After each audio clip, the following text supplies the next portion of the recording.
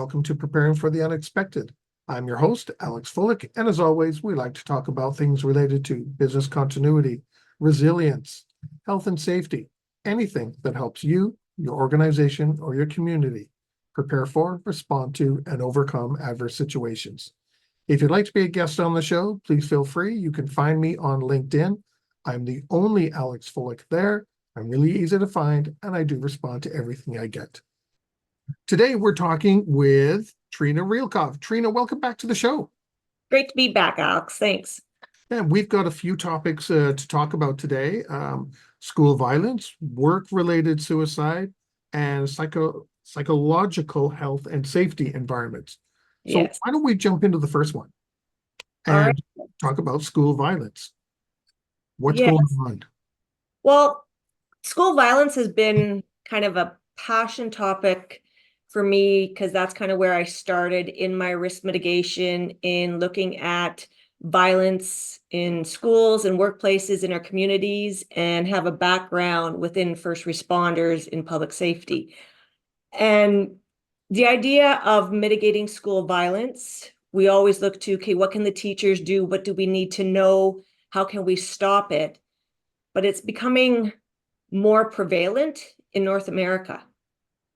And so when we're actually looking at the topic of the why and how do we mitigate it, again, it's looking at very flexible dynamic factors that influence. So you can't just say, okay, this is the profile of a student who might become violent in school, but it's kind of getting that discussion out there of recognizing what are some of the contributing factors of why kids change, why they resort to violence, or sometimes to why violent or aggressive behaviors are demonstrated, but it is based on a developmental disability. Why is it so much more, though, today? Because when I was younger, and I'm probably significantly older than you are, That's nice. so I'm going way back here. We would hear about every year in high school or junior high or elementary, we would hear maybe 3 fights at the most between two students. It never took place on the grounds. Yeah. Nothing ever happened in the classroom. And yet today, we're hearing all kinds of things happening in the classroom. Yeah. So No, what's changed?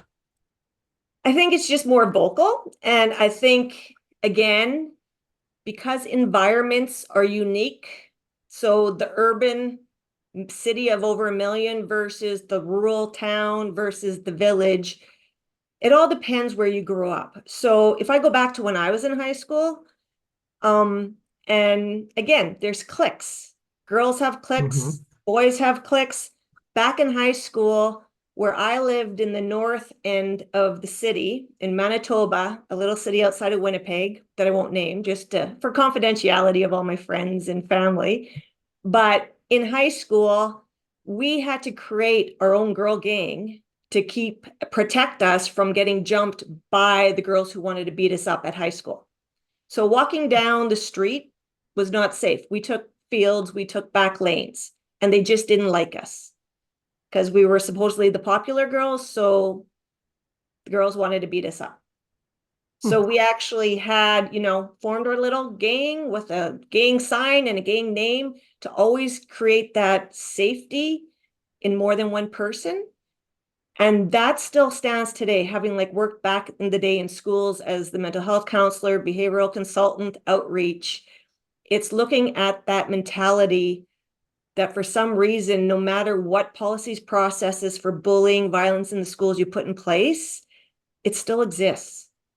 And so I recall to this day going to Dairy Queen for lunch, and my one girlfriend was going back to the high school and the road was under construction and we were all going to stay back at Dairy Queen till it was really time to go. She left early because she was by herself. She got jumped by 3 other girls and beat up very badly.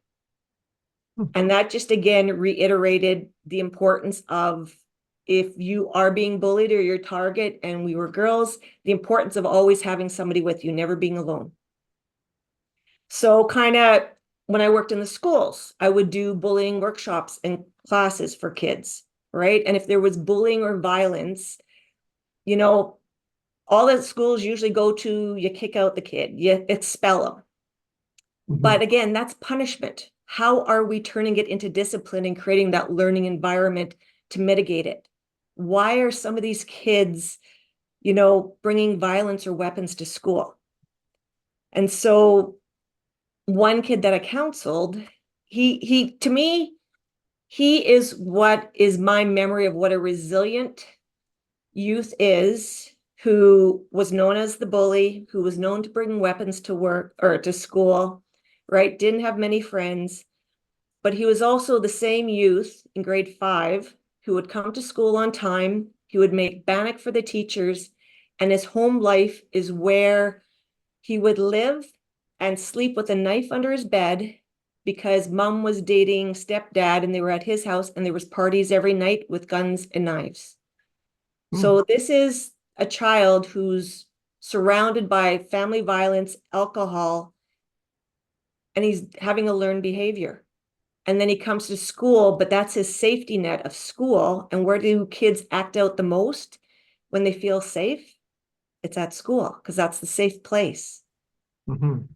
Right? So then when he got accused of bullying, what I used to do with the kids is interview each of them, right? I wanted to hear everybody's story.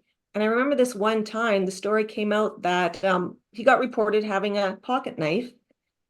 And when I went to interview all the kids, the real story came out and they were just tattling on him because they knew he carried the knife, but he was actually the one getting bullied by the other 2 kids. So the one who was always labeled by the bully and known as the behavioral child youth in school and was always the bully because that was the label given, he was actually a lot of the time the victim. Interesting. Right. And then you go to, and this is kind of like the story again of how we look at violence and whether it's the youth and where is that point that we can help and mitigate the youth turning into the young offenders or the adults in jail. When I was living in Saskatchewan, I had just had leg surgery. So I was couch ridden. My son was in grade 5, and how we lived 5 houses from the school. We had a public school, you had the playground, then you had a community outdoor skating rink, the rink, then you had a tennis court, and then you had the Catholic school. And behind the schools and everything, we had the soccer fields and the ball fields. So one day after school, it was in around, I think it was in, what was it, February timeframe. So my son was playing with his friends after school and he came home early. And I'd always ask my kids, so tell me something that made you happy, sad, angry, and how did you help somebody today? So he comes in, I'm like, so how was school and anything exciting happen? He goes, well, me and Johnny and a few of his friends he named, we were at the park and Johnny had his bike, even though it was winter, but this is what you do in Saskatchewan. He had his bike. No, sorry, it wasn't winter. It was in the fall. And he goes, yeah, Johnny had his bike and these 3 older boys came up to us and they reached in their knapsack and they pulled a gun and they pointed it at me and Johnny. I'm like, I'm freaking out. I'm the mom here. I'm not any of my professional roles. I'm the parent, right? And I said, and what did you do? And he goes, well, I came home, Mom. And I'm like it didn't faze him. He knew, come home, there's risk, go to safety, tell my mom. So I go, do you know who the boys were? And he goes, he didn't know who they were, but he thought one of the kids he was with in his class did. So he phoned one of the girls and we found out the name of the boy and the phone number. And what I did is I called that parent to say, hey, your son has been involved in this incident. You might want to tell the other 2 boys' parents, and I'm calling the police to report this. So police come, they take my son's statement, go talk to the other 3 boys. And one aspect of it is it's lucky no citizen or bystander may have seen this, because if they would have called it in, you would have had SWAT on the playground, right? And the potential and risk of somebody getting hurt was higher if SWAT was there. So the police officer came back and he said, I talked to the parents, I talked to the boys. Yeah, they're all in big trouble and, but they come from good families. So we're good with this. And I'm like, we're not good with this. We're not good with this in any shape. And so having worked in schools previously in the counselor, I said, no, I want to talk to each of the boys individually at the police station. I wanted to hear their story. I did that. Their parents were present. One of the boys, the police officer thought I was a little harsh on him, so he called a timeout. And I asked why he called the timeout when we went out. He goes, "You're being really hard on this kid." I'm like, he just pointed a gun at my son's face. His parent wasn't stopping me, right? So I had the discussion. I talked to each of the boys. One of the boys actually lived down my street. And I asked him, I go, "So you're walking to school and you're going to pass my house and you see my kids outside. What are you going to do?" And he goes, "Treena, I'm going to cross the street and I'm going to keep walking and I won't stop." And I said, "No, that's the wrong answer. You're going to come over. You're going to say hi. You're going to play basketball. You're going to have a conversation. You're going to make them feel safe in their home, on their street, on their driveway. You're going to come knock on the door and let me know you're there and you're going to have a conversation with me. You're going to restore that safety that my son needs to feel around you." So then after the interview, I had the idea, because I had done it before when I was working in schools, was that I didn't want the boys to be punished because there's no learning. I wanted the discipline, the learning experience. So I went to the principal and vice principal and I said, I have this idea, because it happened technically on school grounds. And I said, I want the boys, and from the school was a kindergarten to grade 8. And I said, I want the boys from grade 2 to grade 8. They either have to do a skit, write a poem, or tell a story of what they did, why it's wrong, and how they will no longer be a bully, but they're going to be the person who stands up for all the other kids in the classroom, in the school grounds, from all the other bullies. And so the principal agreed to this, the parents agreed to this. So when we had class by class, the boys told their story of what they did, why it was wrong, the reasons why they were bullying, and what they're not going to do anymore. The police officer was there to show them that his gun looked exactly like the airsoft gun that they pointed at my son and his friend's face. The parents were present for every classroom talked to. And this went from grade 2 to grade 8. So it was not only not punishing, but disciplining, but it was also looking at that restoration and repair that all the kids needed in the school, because the word went out quick. Yeah, that's an interesting story. It really is. But like I said, we never had any of this when I grew up. And at the very beginning, you mentioned something that caught my attention as well. And believe it or not, we only have 4 minutes left already. But do you think that sometimes the external pressures on parents, homesteads, and things like that are making their way into the school because teachers are under pressure, administrators are under pressure, and that safe spot is also a trigger now to create this violence? Because you had that great story there, and I liked how you dealt with that. I thought that was, wow, that'd be a great way of learning experience. Do you think we could do that now? And is that being impacted by external sources? I do think Right. we can do it now, and it's true. There's extra pressures on teachers, the TAs, there's not enough staff, there's pressures on parents. The economy is up. Parents have to both work. There's no longer staying at home or having that safe person at home, and kids are staying home alone earlier on, Mm, right? And there's just not enough resources and supports. So kids are learning just to survive, and sometimes those mitigations that we need for community supports, conversations about bullying, they're not happening. And then it goes to finger pointing of who's responsible, right? But this is where the communication is required. So an example that just recently happened here in Ontario, when we're talking about violence, and it can come from, exposure to violence, access to weapons, drugs, alcohol, family violence, home alone, or you're the kids that are in foster homes or in group homes because there's nobody in the world that will take them in because they're too behavioral, right? I worked in those homes too. But in Ontario, what recently came about was an issue where a child who was autistic, and if they're overstimulated, sometimes it comes out with a very aggressive or violent behavior. And they assaulted their TA. So two teachers had called in and saying that the school was not a safe place to work anymore. So it went to adjudication. It went to through the occupational health and safety and reviewing, what was needed, what was missed, looking at psychosocial hazards and risks to create that safe place both for staff and students. And what the outcome was that now in the schools here in Ontario, they're mandated to do a violence risk assessment every year for the school.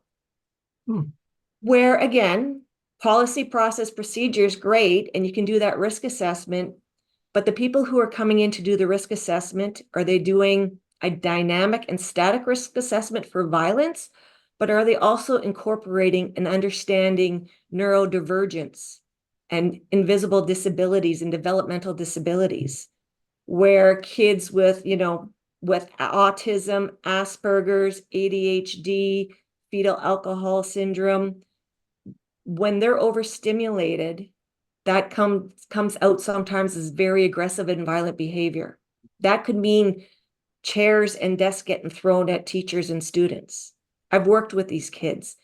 So it's looking at two, you can have the policies and processes, but if staff, parents, the community is not educated on developmental disabilities, the impact of family violence, divorce, exposure to violence, if you're living in a gang-ridden community, right? All those play a factor. So there's not one answer, but it's that increased communication, education, and then integrating risk mitigation strategies, being situationally aware, and creating psychological health and safe work environments and communities where we look for and try and mitigate physical risk, but the psychological harm or injury that can also occur when exposed to violence in schools. So expanding on that, when a risk assessment is done on the school, and as you explained, a lot of them, they're looking the risk within the school and things like that. Should they also take into account the external factors of where that school is? We're near a factory that's closing down, so there's a whole bunch of people there that are angry and pissed off. So there's a lot of parents are losing their job. Really expanding that risk view. Do you think Yes. that's something they should consider? Oh, yes, for sure, because our environmental context is in what's going on in the world or in that city, town, specific, company that just closed down and everybody's getting laid off. It trickles down because how the adults are behaving around their families, their friends, their peers, the kids are watching. Remember, kids, just reflect back, right, on when you were a kid. Kids learn through watching, not by what we tell them to do, not by what is written. The most learning happens by watching. So are we role modeling the behaviors of anger management, of how do we address conflict? How do we communicate?